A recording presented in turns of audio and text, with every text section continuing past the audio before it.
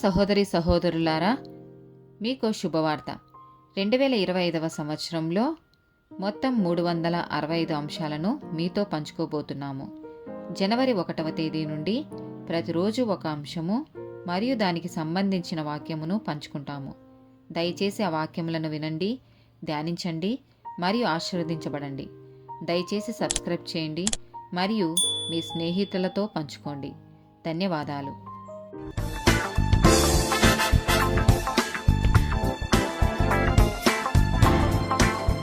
214th day topic గోరువెచ్చదనం.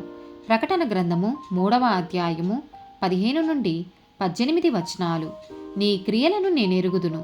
నీవు చల్లగానైనను వెచ్చగానైనను లేవు. నీవు చల్లగానైనను వెచ్చగానైనను ఉండినా మేలు.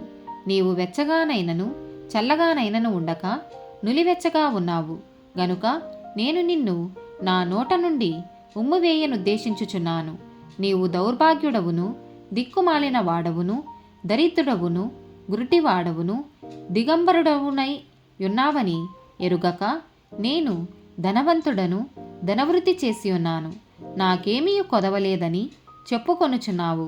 నీవు ధనవృద్ధి చేసుకొనున్నట్లు అగ్నిలో పుటము వేయబడిన బంగారమును, నీ దిశముల సిగ్గు కనబడకుండునట్లు ధరించుకొనుటకు తెల్లని వస్త్రములను, నీకు దృష్టి కలుగునట్లు నీ కన్నులకు కాటుకను నా యొద్ద కొనుమని నీకు బుద్ధి చెప్పుచున్నాను.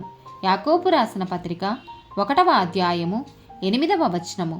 వారి విధేయత దేవునికి మరియు లోకానికి మధ్య విభజింపబడింది మరియు వారు చేసే ప్రతి పనిలో అస్థిరంగా ఉంటారు.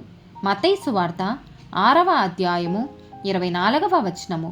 ఎవడును 2 యజమానులకు దాసుడుగా నుండనేరడు.